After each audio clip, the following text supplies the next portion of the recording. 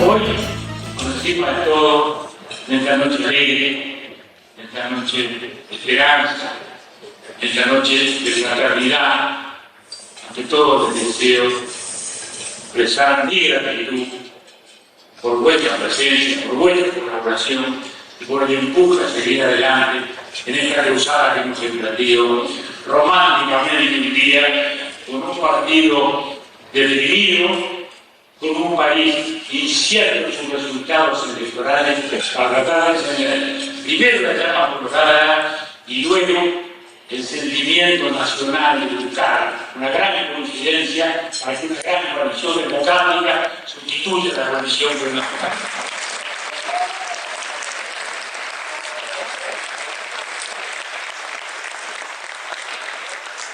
Para eso nos lanzamos. Todos ustedes son conscientes de que luego de la segunda presidencia, en que dije no iba a ser más candidato, yo no lo fui, sin elección, dos elecciones, y me dediqué a lo que sentía así. Era una misión muy importante, era la de escribir la verdadera historia reciente del país. Todos estos años que tantos han vivido una tergiversación que no es simplemente pasado, que también luego en su resultado y comprensión del presente. Porque si no se entiende lo que antes ocurrió difícilmente, se puede entender lo que está ocurriendo. Y nos dedicamos a estos años a escribir la agonía de una democracia, cómo fue que nos caímos, cómo fue que un día llegó la violencia al país. Primero guerrilla, luego dictadura, la reconquista, laboriosa, difícil, compleja. Administrar emociones, tensiones, pasiones, rencores, resentimientos, que todavía de vez en cuando afloran en este país como viejas cenizas o recuerdos de aquel pasado de fuego que nos mató, que tanto nos hirió y que nos hizo prisioneros a la inmensa mayoría de los uruguayos enfrentamientos que no sentíamos, porque estaban a la voluntad de paz. Y eso, a eso me dediqué todo. Luego, las circunstancias me fueron llevando donde me fueron llevando. La vida es imaginativa, felizmente. La vida es muy imaginativa, mucho más de lo que uno puede pensar. Y lo que empezó como un esfuerzo de levantar al Partido Colorado, así se lo dije a los líderes blancos en cuanto formamos este movimiento, y lo fui a ver a Luis Lacalle, a Jorge Larrañaga, y decirles: miren, ustedes se dan cuenta que a esta edad y en estas circunstancias no estoy en un proyecto personal. Quiero sí levantar a mi partido porque lo siento como identidad, porque creo que el Partido Colorado, identificado con la construcción de las grandes instituciones del país, desde 1820 y 30 hasta aquí, tiene que estar con su pensamiento republicano, con su sentido del Estado democrático, con su sentido de conciliación de la libertad y la justicia, que debe estar y seguir presente. Pero a la vez les dije: estimados amigos, la política es principios y realidad, y nos impone como ética el saber que tenemos que defender esos principios en el terreno de la realidad. Ni ustedes ni nosotros vamos a tener 40 o 45% de los votos, no lo vamos a tener. Juntos, seguramente sí. Y empecemos a entendernos, a saber sí cuántas diferencias tenemos sobre tantas cosas. Pero no se trata de abrazarnos a las diferencias y ver cómo pasa el futuro por el andén de un ferrocarril al cual no nos subimos, o por el contrario, tratar de fortalecer las concordancias, las identidades para que el país vuelva a tener esperanza y futuro.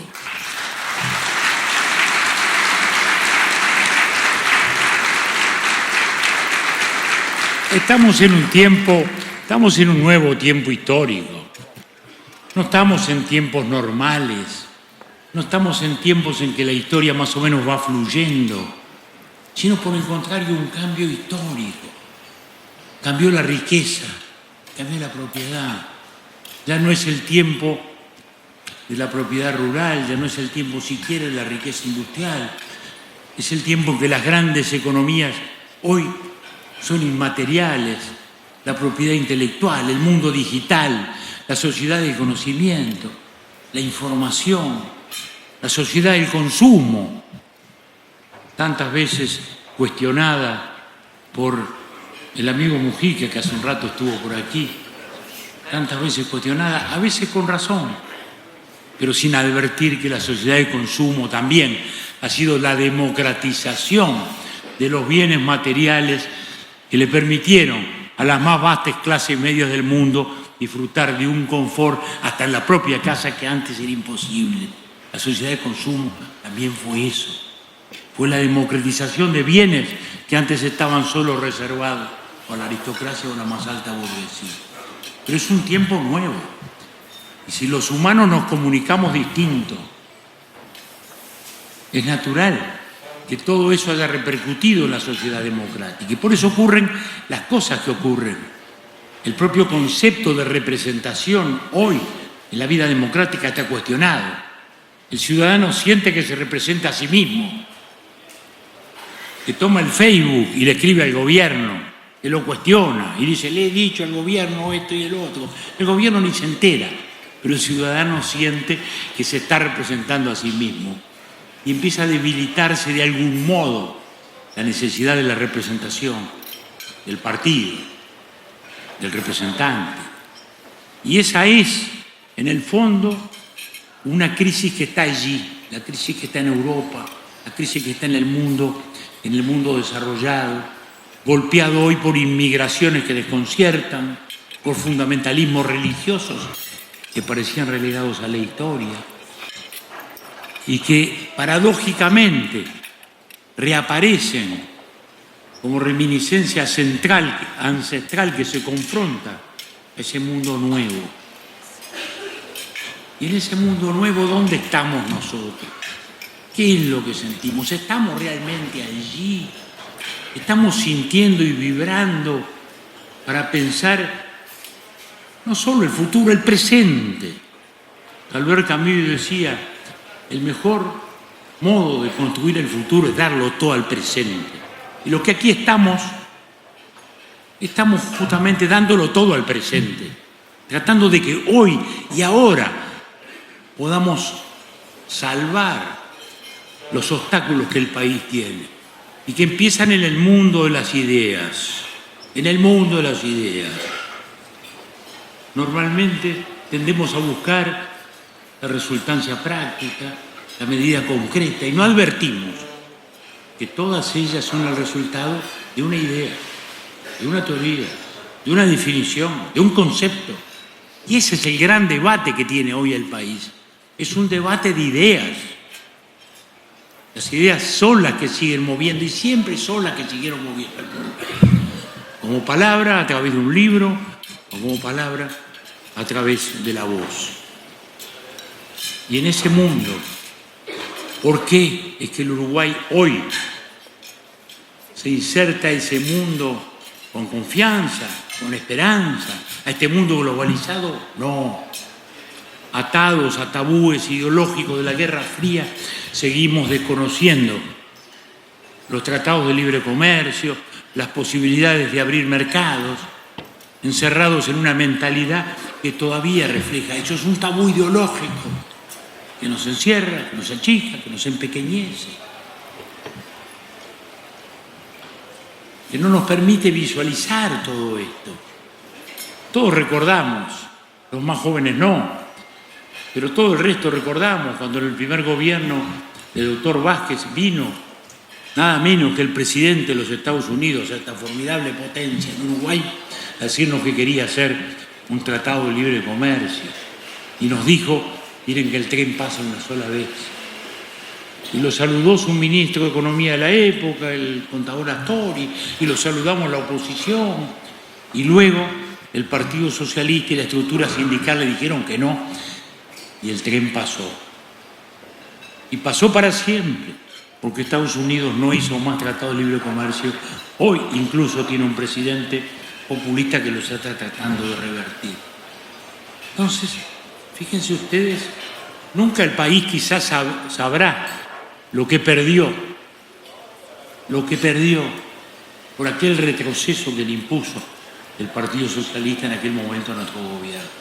Nunca sabrá, y nunca sabremos quizás lo que perdimos, pero lo que sí está claro es que nos quedamos encerrados en un Mercosur mediocre, en un Mercosur tergiversado por los egoísmos brasileños y la intemperancia de los matrimonios Kirchner.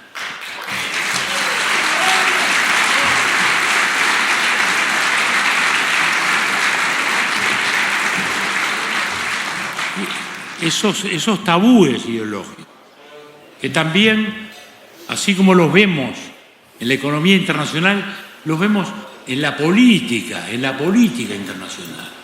Hoy tuvimos una magnífica reunión en la mañana de hoy, en la cual participaron justamente gente del mundo internacional, habló Operti, habló Steneri, habló Guillermo Valles, habló la doctora Capalvo, habló nuestro querido y joven amigo Nico Albertoni desde Estados Unidos. Bueno, y ahí quedó el deslinde. Una cosa es eso, sí, lo que estamos hablando, la inyección económica. Otra cosa también, la política, que hace mucho también, porque a veces se confunden las cosas. Y la política exterior es muy importante para este país, porque no somos una potencia y como consecuencia el modo como nos relacionamos con el mundo es fundamental. Desgraciadamente estos años también hemos vivido la mediocridad de un relacionamiento político basado a presuntos amiguismos populistas que nos acercaban a Evo Morales, que nos acercaban primero a Chávez, más tarde a Maduro, que iban de algún modo desdibujando, desfigurando, empalideciendo esa imagen histórica de este país democrático, de esta república social, de esta república que siempre defendió esos valores y que era internacionalmente respetada. Nos fuimos atando lentamente al carro de esos gobiernos poco democráticos, de esos gobiernos que no son de la libertad, de esos gobiernos que desgraciadamente son lo que son. Para terminar con que cuando sale la tanqueta, no se pongan adelante la tanqueta, muchachos. Entonces, una inserción económica reducida, una política exterior empequeñecida a presuntos amiguismos, que ni siquiera en el caso de los Kirchner nos significó alguna ventaja de alguna naturaleza, sino que por el contrario, hasta nuestro puerto fue agredido groseramente y muchas de nuestras industrias sucumbido a eso. Y seguimos con los tabúes ideológicos. El tema de la seguridad, ¿cómo nació también? ¿Cómo empezó esta crisis de la seguridad? El día en que también los ministros socialistas del primer tiempo, el doctor Díaz, el flaco Díaz, como le decíamos en la facultad, y la inolvidable Daisy Tourné, ministra del Interior, inolvidable, con mucho motivo, nos dijeron que la sociedad era la responsable de la delincuencia y que el delincuente era una víctima de la sociedad capitalista de la cual la sociedad tenía que hacerse responsable.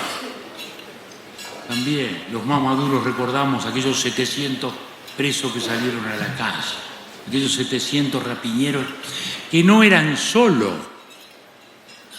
la presencia de ellos, eran también el desaliento de la policía, eran también la idea de que aquel policía que arriesgaba la vida todas las tardes en unas circunstancias complejas y difíciles se encontraba luego con esa realidad, de que en nombre de un equivocado humanismo se bajaba la guardia para defender a la sociedad, sin entender que el Estado, el derecho penal, la policía, por encima de todo, están para defender la ley y la sociedad, y que esa es su prioridad, y que esa es su lucha.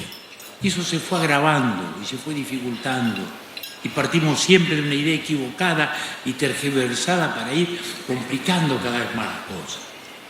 Se llegaron a decir cosas como que la inclusión financiera iba a sacar el dinero de la calle y como consecuencia iba a bajar el delito, y el delito siguió subiendo. Entonces se dijo, lo hemos visto en la televisión, lo hemos visto a los ministros decir, como el delito siguió subiendo, se dijo, bueno, no, lo que pasa es que ahora tienen necesidad de robar más veces. Eso lo oímos. Y la excusa constante y la excusa permanente.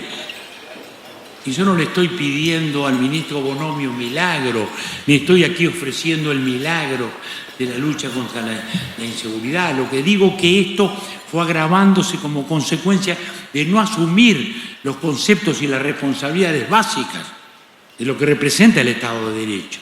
Y volvemos a lo mismo, una idea equivocada, un concepto equivocado, que olvidó que toda política de seguridad es primero ocupar el territorio, luego reprimir si es necesario, rehabilitar más tarde. Y acá la palabra represión asustada porque era sinónimo de dictadura.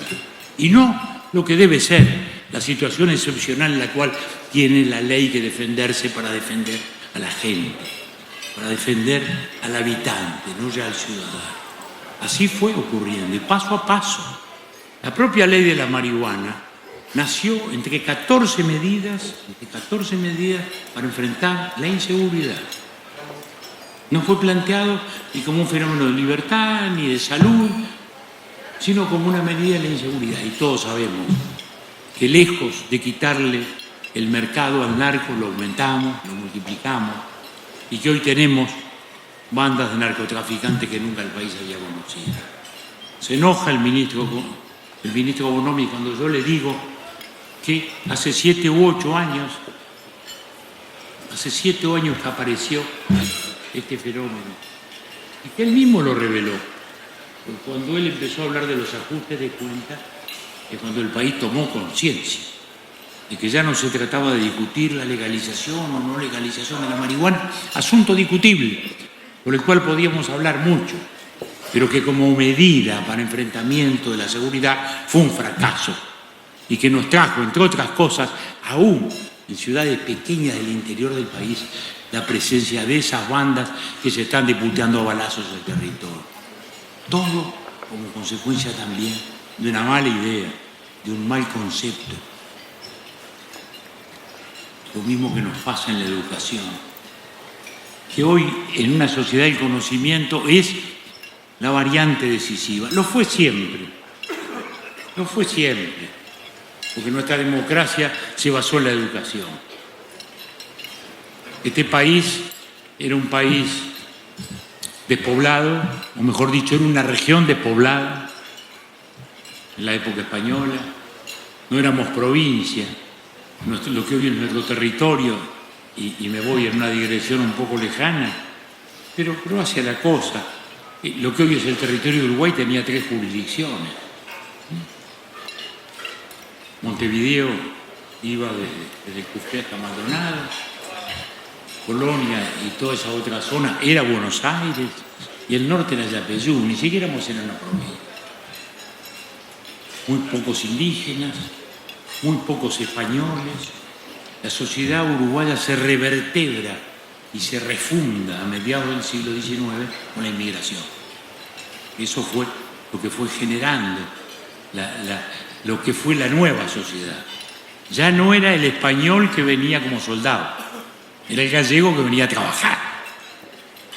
Ya no era aquel personaje que venía pensando en otras cosas. Era el italiano que venía a trabajar, era el artesano.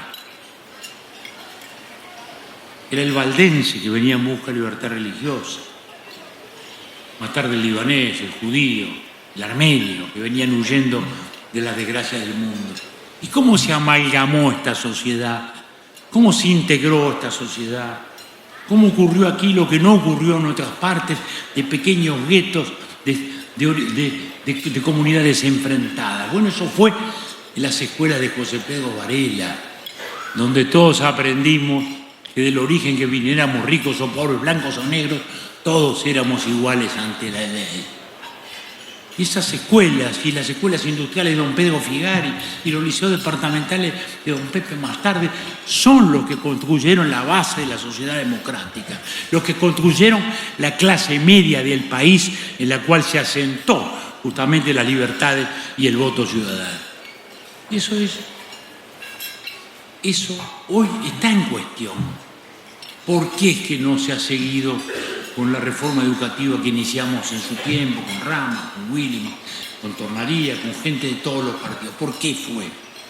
Bueno, por una razón ideológica, porque se sentía que aquello no era lo que porque aquello era integrador, porque aquello era superador, y ahí nos tocamos con las políticas sociales. Porque la escuela de tiempo completo, cuando la planteamos, era la primera de las políticas sociales. Hoy se habla mucho de políticas sociales. Políticas sociales no es repartir plata a cambio de nada. Políticas sociales es tomar los caifas, los chiquilines, hasta los 3 años, meterlos en una preescolar de 4 y 5 años, meterlos en una escuela de tiempo completo de 6 años. Eso es una política social. Eso es una.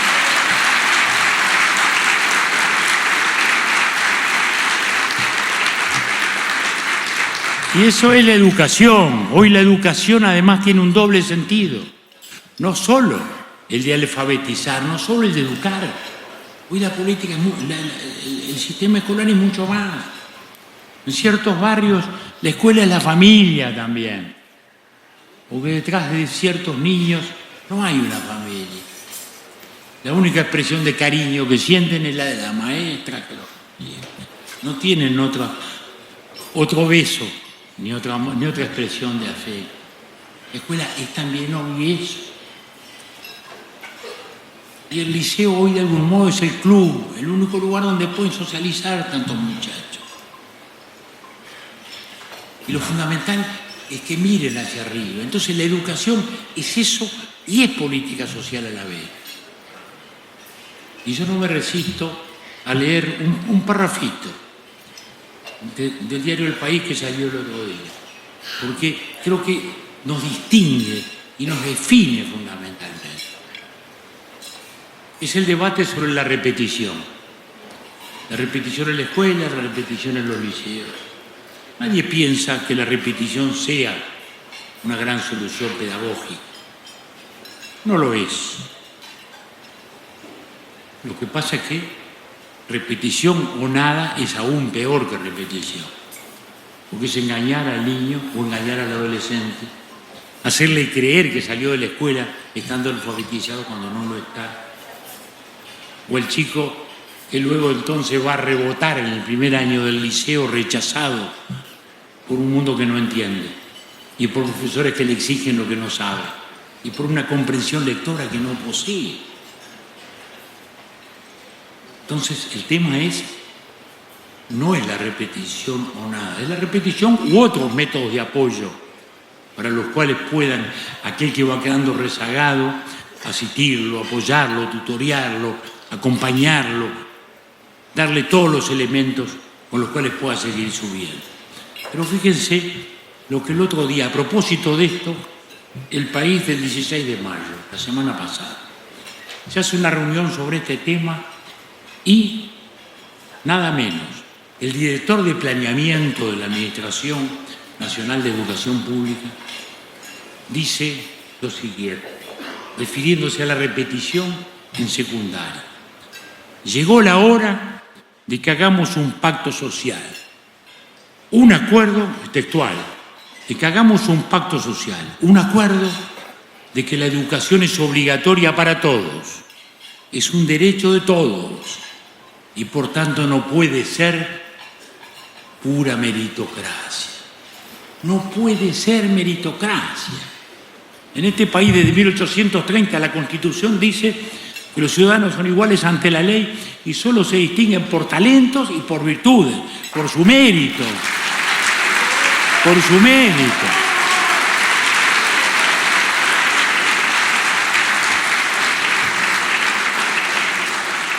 Talentos y virtudes, ese es el mérito. Y acá repudiamos la meritocracia. Y luego sigue, y son 2 párrafos nada más. Dice, llegó el momento, sigue, de que la clase media acepte que esos bancos que históricamente se reservó para sí misma, ahora los deberá compartir con los recién llegados.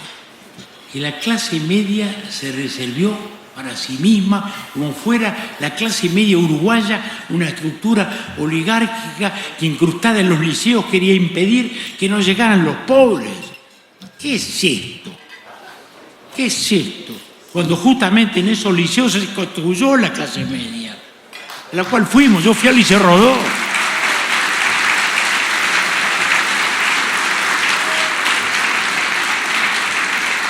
Yo fui al Liceo Rodó, fui al Instituto Vázquez Acevedo.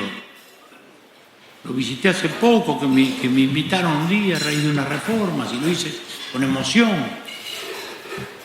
Con emoción. Me acuerdo que le pedí a la directora, digo, me deja ir a la biblioteca, pero cómo no, me acompañaron y fui a la biblioteca donde yo leí tantas cosas, ¿no? Bueno, en la época de preparatoria. Todavía recuerdo que me explicaba la bibliotecaria, bueno, esta es una biblioteca un poco antigua, era muy francesa. Le digo, bueno, fue nuestra época, ¿qué quiere? Y le digo, aquí leí los ensayos de Montaigne. Y le digo, ¿me deja ver? Sí, cómo no. A ver, allá fui y estaban en el mismo lugar que yo los había dejado hace 60 años. Bueno, pero digo, esa fue nuestra enseñanza media. Y no es historia antigua. Del 95 al 2005 se incorporaron 70.000 muchachos a la educación media. ¿De qué está hablando este buen señor de una clase media que no quiere ver a la gente pobre a su lado? ¿De qué está hablando cuando en esos 10 años incorporamos 70.000 muchachos a ella? No, lo que pasa es que este inmovilismo en la educación, esta visión absurda, este concepto de la política social de igualada para hacia abajo y no de la igualada hacia arriba, que es la esencia, porque en este país, más allá de partidos, lo que fue las reformas sociales del vallismo desde 1913 en adelante, con don Pepe Valle, fueron igualar para arriba y hacer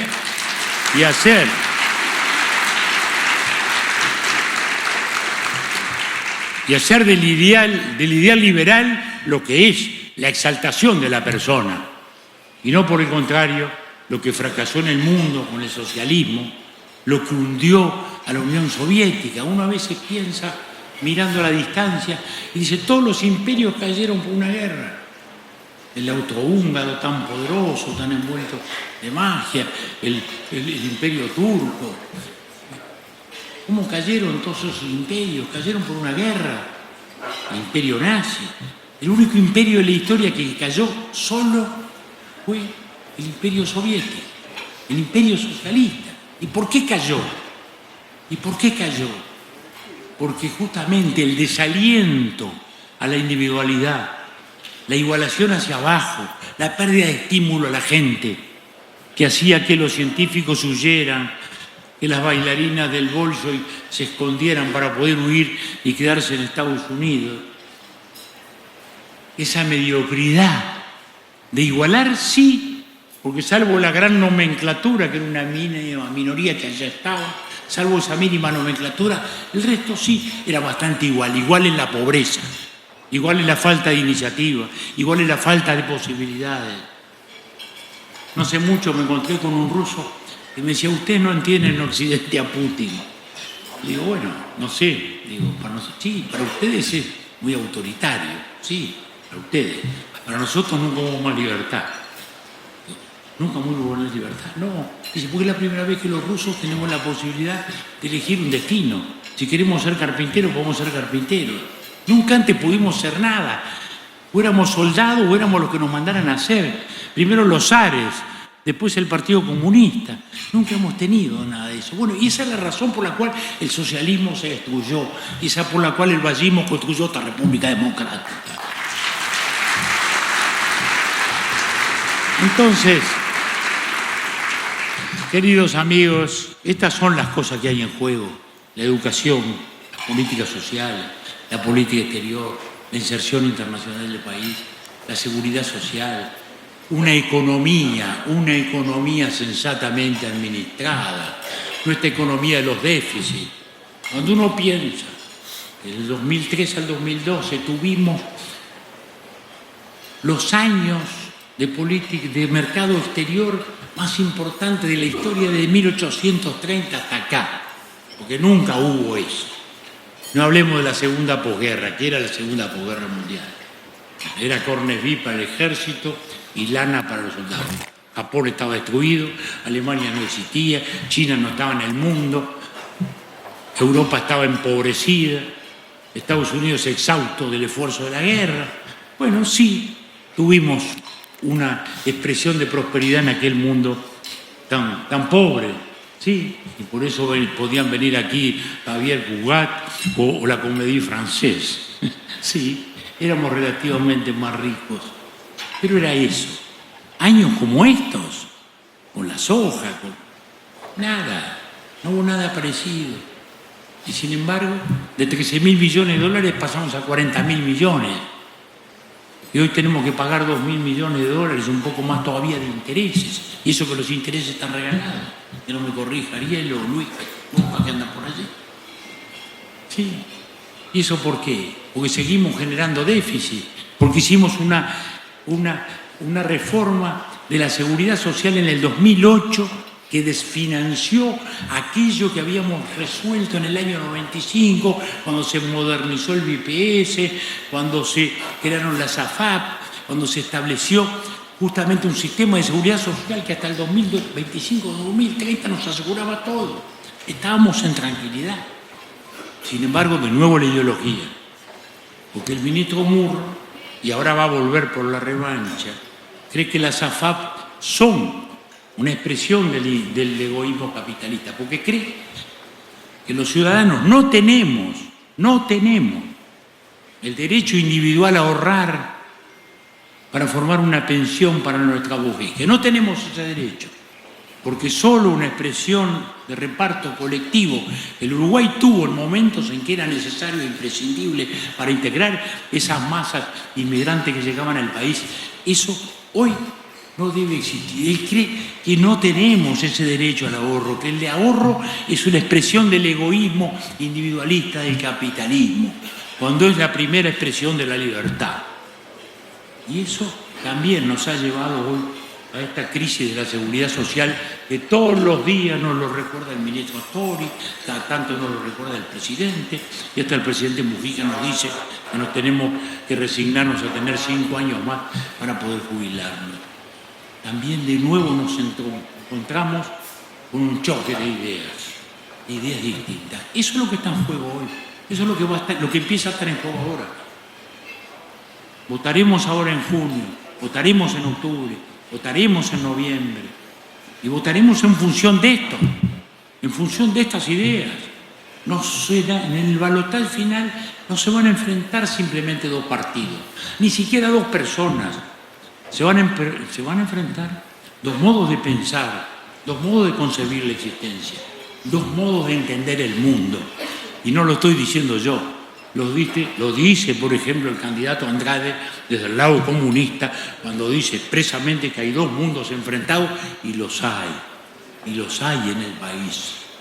Y los hay hoy más que hace un tiempo, porque hoy aquella versión atemperada que tenía el Frente Amplio en su sector centrista de Astori, hoy no está. Le negaron la candidatura a Astori, declinó su sector, declinó su movimiento, y hoy el Frente va desde un socialismo que se ha radicalizado y que con el ministro Olesker ya anuncia nuevos impuestos, hasta el líder del Partido Socialista, que dice que tenemos que rescatar de nuevo la filosofía del primer gobierno Vázquez, que es la que hablábamos hace un rato, que fue la de liberación de los presos.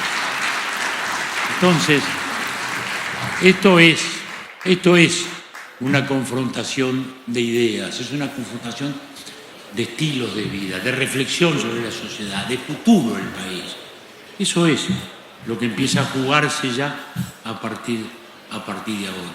Y por eso, aunque cada tanto se me enojan los adversarios, pero yo lo repito todos los días, porque creo que resume todo esto, es que ese balotaje va a ser, en definitiva, una opción en que van a estar de un lado aquellos que creen que Venezuela es una democracia y los que de este lado creemos que es una dictadura.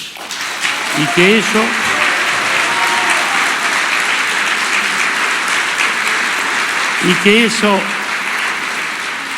que eso no es solo un tema internacional. Sí, es un muy duro tema internacional, porque nos hiere la conciencia latinoamericana, un país hermano que tantas veces nos acogió y que en los tiempos de tormenta de la dictadura fue refugio, fue lugar de serenidad, fue lugar de apertura. Esa Venezuela hoy sufra eso. Es un tema internacional también, lo es por las inmigraciones, por las emigraciones que estamos viendo y que nos llegan a todos nuestros países, expresando una crisis humanitaria. Pero es también un tema nacional. Es un tema nacional. Porque el que crea que Venezuela no es una dictadura, es uruguayo, no cree en la libertad de prensa, no cree en la separación de poderes, no cree en la Constitución de la República, no cree en la filosofía liberal del país, no cree en la propiedad privada, no cree en la economía de mercado, no cree en nada de lo que significan los valores esenciales de este país. Y ese es un tema de valores, sí, porque también es un tema de valores, también es un tema de conceptos, también es un tema de convivencia, sí, de valores.